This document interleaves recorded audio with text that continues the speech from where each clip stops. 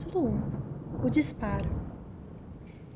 Era silencioso ali no topo do prédio, da maneira que são silenciosos os lugares que alguém com pensamentos suicidas costuma escolher para dar fim à sua dor.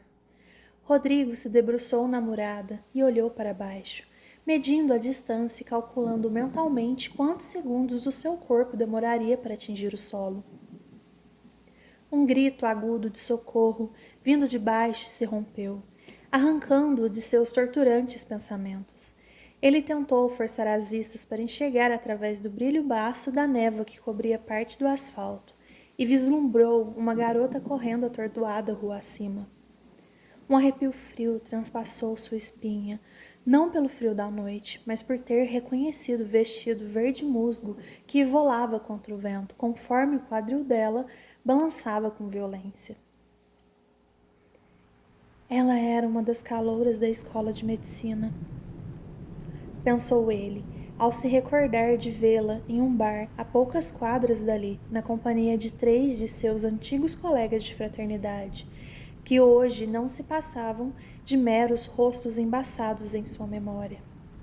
Instintivamente, suas pernas o levaram a deixar a cobertura do prédio, tomar o elevador e, a passos rápidos, subir a rua em busca da garota.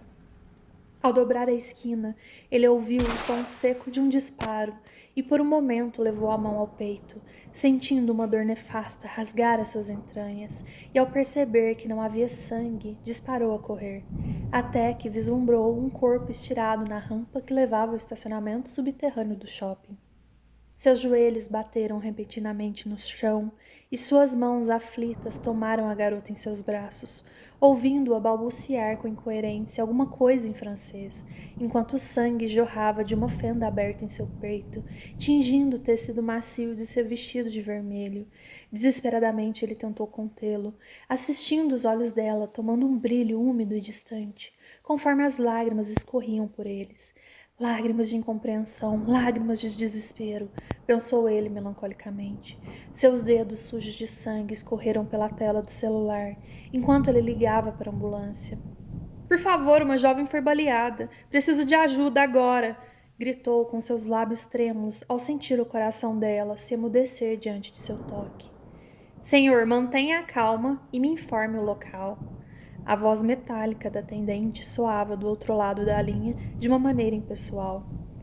Travessa Coronel Fagundes Belvedere com a Avenida Santa Almira, completou, atirando o telefone de lado para focar no rosto da garota que, apesar de muito bonito, pouco a pouco tomava uma palidez quase mórbida. Era difícil conter o pânico que crescia em seu interior, como uma torrente, mas ele respirou fundo e rapidamente iniciou as compressões cardíacas, assim como tinha aprendido na faculdade de medicina. Algo na forma como o sangue dela escorria pela lama no asfalto frio e o cheiro acre que se misturava ao aroma do perfume dela lhe lembrou de Camille. Como um golpe de machado em seu crânio, toda a dor do acidente açoitou a sua memória. Ele fechou seus olhos, ainda comprimindo o peito inerte, sentindo as costelas dela se partindo devido à força desesperada daquele gesto. Instantaneamente, aquela garota desconhecida estirada no chão se transformou na mulher que guiou seus sonhos e iluminou seu mundo com a sua presença nos últimos 7 anos. Por um momento, ele se deixou abraçar por aquela sensação de loucura e a tomou em seus braços, afundando seu rosto nos cabelos dela, tragando seu cheiro como a saudade doentia, e então sua consciência oscilou para um aglutinado de lembranças que lhe fizeram chorar. A chuva batia contra o para-brisa, não com violência, mas com uma suavidade que entorpecia os seus sentidos. A voz do locutor de rádio era quase um sussurro aos seus ouvidos, conforme narrava uma história de amor não convencional entre uma professora universitária e um aspirante a rockstar. O rosto calmo e cansado de Camille pendia de lado, impedido de cair sobre o seu ombro pelo cinto de segurança. Ele adorava vê-la dormir, e já se fazia 2 meses que ele não tinha essa oportunidade devido à correria com a sua residência no Hospital Santa Clara, onde conseguiu uma vaga em um processo extremamente concorrido para a área de cardiologia. Naquela noite, finalmente, com as férias do trabalho, ele havia conseguido conciliar a tumultuada agenda de Camille, que trabalhava como fotógrafa de eventos, com a sua, e eles finalmente poderiam passar algum tempo juntos. Menos tempo do que ele gostaria, já que ela teria que retornar na segunda-feira para uma grande exposição de arte, onde ela vinha tentando há alguns anos colocar à mostra algumas de suas fotografias. Apesar de tudo, ele estava feliz por ela. Do fundo do seu coração, ele queria vê-la feliz, coisa que não estava acontecendo nos últimos anos, pois quando ela encontrou sua vocação atrás de uma câmera fotográfica, de forma que ela pudesse registrar a beleza do mundo a partir de seus belos e vibrantes olhos azuis, ela não imaginava quão difícil seria encontrar um lugar ao sol para expor suas fotos artísticas e viver disso. Ela batalhou tanto, pensou ele, revivendo em sua cabeça as noites em claro que ele passou ao lado dela em seu quarto escuro, inebriado pelos odores químicos dos produtos para revelar seus sonhos em pequenos pedaços de papel fotográfico. Essa é a chance de ela ter seu trabalho amado por outros além de mim, refletiu, com uma pontinha de ciúme ao imaginar sua amada deixando os eventos de lado para viver da sua arte, que a levaria para lugares incríveis, ao passo que ele ficaria preso ao trabalho árduo e rotineiro do hospital. O peso da distância quase acabou com o relacionamento deles uma vez, e pensar que os sonhos dela poderiam distanciá-los ainda mais o fez estremecer. Inconscientemente, ele espalmou o bolso de sua calça para se certificar de que o anel de noivado ainda estava ali, assim como ele vinha fazendo nas últimas 3 horas de viagem, desde que buscara Camille na casa de seus pais. De todos os lugares do mundo que ele poderia pedir a mão dela, o lugar que mais lhe fazia sentido era na beira do rio, no rancho da família de Bruno, seu melhor amigo de infância, onde tudo começou. Aquelas férias de verão mudaram a sua vida, fazendo-o se despedir da sua inocência de garoto, transformando-o em um homem. Após uma noite quente movida pelo álcool, onde Camille não roubara apenas a sua virgindade, mas também o seu coração. Ele tinha apenas 17 anos e ela 23. E apesar dos protestos de sua família sobre se envolver com uma mulher mais velha, lá estava ele, 7 anos depois, planejando tomá-la como esposa, no mesmo lugar em que eles deram o seu primeiro beijo, sob a luz prateada do luar, ao som suave de uma balada romântica, que por mais que ela achasse brega, aquela se tornara a música dos dois. Seus dedos tremeram sob o volume de seu bolso. Em seguida, recolheram o seu smartphone e imediatamente colocaram a música no rádio. O rapaz sussurrou o refrão baixinho, tentando imaginar-se assim como na música. A garota de seus sonhos lhe diria sim, aceitando passar o resto da sua vida ao lado dele, mesmo que emocionalmente eles estivessem se distanciado devido à correria de suas rotinas divergentes. Seu coração pulsou com mais força, temendo que ela dissesse não. Ele a amava, essa era uma verdade inexorável, e ele só percebera isso quando o ar começou a faltar em seus pulmões toda vez que a via chorar por sua ausência. Assim que a minha residência acabar, as coisas vão ficar mais fáceis, dissera ele para si mesmo, espalmando o joelho dela, que esboçava um brilho de um suave sorriso de quem estava presa a um sonho bom. Vou conseguir voltar para a cidade e poder ficar mais perto de você. Por um momento ele pestanejou, ansiando poder afagar o rosto dela. Seu pé ficou mais pesado sobre o acelerador, conforme seu corpo paulatinamente relaxava com os murmúrios do vento. A estrada estava escura, iluminada apenas pelo brilho pálido dos faróis da sua caminhonete.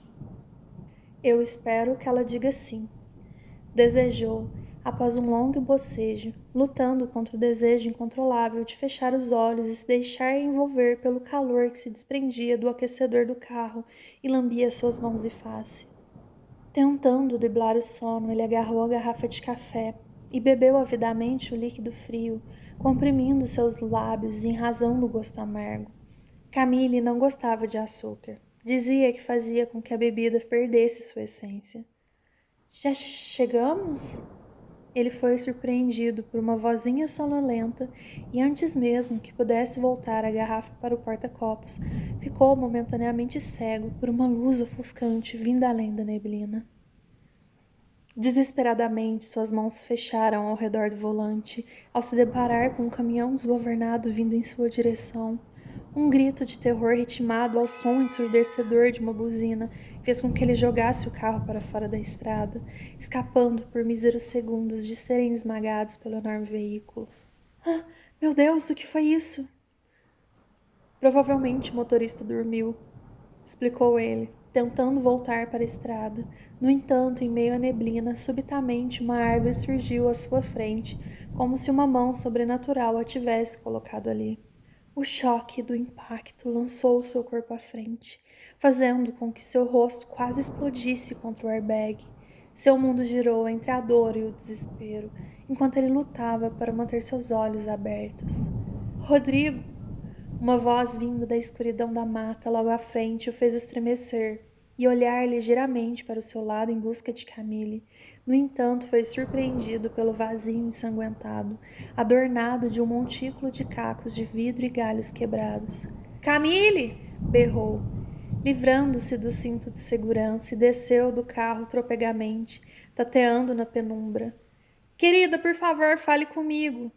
pediu, tentando não pensar o pior enquanto virava os seus tornozelos, alheio a qualquer coisa que surgisse em seu caminho que não fosse ela. Abruptamente, ele tropeçou em um montículo indistinguível no chão e se estatelou sobre ela. O bebê, balbuciou Camille fracamente. Ouvir aquilo foi como ter o seu coração arrancado de seu peito por uma mão em brasa. Querida, não se mexa, pediu com delicadeza, tentando avaliar o corpo dela ao sentir a grama sob seus joelhos úmida de sangue, proveniente de vários pontos indistintos. O bebê, insistiu ela com os lábios trêmulos, levando a mão ao seu ventre para afirmar a existência de uma vida que até aquele momento o Rodrigo desconhecia. Eu vou cuidar de vocês dois, disse ele, tentando tranquilizá-la, deslizando suas mãos com firmeza pela coxa dela, ao sentir a ponta proeminente de seu fêmur estilhaçado rompendo sua carne. Eu... suspirou ela, prestes a desmaiar. Foi idiotice minha ter tirado o cinto, mas eu... Querida, não se preocupe, sussurrou ele, ligeiramente arrancando a sua camisa para tentar conter o sangramento. Mas antes que pudesse fazer qualquer coisa, um último suspiro deixou os pulmões dela, arrastando sua alma para longe. Assistir alguém morrer nunca foi algo fácil para ele, mas ver a vida dela escoar por entre os seus dedos daquela maneira impulsionou alguma coisa doentia dentro dele, fazendo com que ele comprimisse o peito dela aos berros, implorando que ela não o deixasse, até que então, ao se ver sozinho na mata escura, sem aquela que vinha iluminando seus dias pelos últimos 7 anos, fez com que ele corresse enlouquecidamente em direção à estrada. Abruptamente ele se atirou na frente do primeiro carro que surgiu em seu caminho, implorando por ajuda, e tudo repentinamente ficou escuro. Ei, garoto, você não está me ouvindo? Indagara o socorrista, tocando o ombro de Rodrigo com firmeza, de forma que ele retornasse à realidade. Eu preciso que você solte a sua namorada para que nós possamos ajudá-la. Por um minuto ele olhou à sua volta, como quem desperta de um sonho, e esbugalhou seus olhos castanhos ao perceber que uma pequena turba de pessoas se aglutinavam curiosamente ao seu redor. Ligeiramente ele voltou a si e percebeu onde estava, e que aquela em seus braços não era Camille, e sim uma completa estranha. Ei, ela não é minha namorada, murmurou debilmente, ainda em choque, libertando o corpo inerte de seu braço desolado. Eu escutei o som do disparo e corri para tentar socorrê-la, mas já era tarde demais. Provavelmente a bala rompeu alguma artéria. Não consegui conter o sangramento e... agora ela está morta, explicou, correndo seus olhos pelo rosto frágil e macilento da garota. Entendo, disse o socorrista, espalmando uma pequena bolsa tiracolo mergulhada em uma poça de sangue. Vou entrar em contato com a família dela, mas você presenciou o crime. Então você terá que prestar depoimento para os policiais, completou, apontando para a viatura que dobrava a esquina. Vagarosamente ele se levantou, tentando conter as lágrimas que estranhamente despencavam de seus olhos. Desculpe-me, mas se ela não é sua namorada, por que o senhor está chorando? Indagou o socorrista com um olhar desconfiado. Ninguém em sã consciência choraria por uma completa desconhecida. De fato, concordou ele, ajeitando suas vestes ensopadas com o sangue dela. Mas em qual momento eu lhe disse que estou em sã consciência? Completou, forçando um sorriso irônico. Intimamente, o socorrista desejou dar-lhe um bom gancho de direita, imaginando que aquele homem excêntrico, mal vestido, exalando fortes odores etílicos, provavelmente era o assassino. De qualquer modo, peço que se afaste e aguarde os policiais ali do lado. O jovem assentiu brevemente com a cabeça e seguiu lentamente em direção aos policiais, imaginando que fugir de fininho não era uma opção, já que uma dezena de olhares repousavam sobre ele, variando entre compaixão, medo, raiva e dúvida.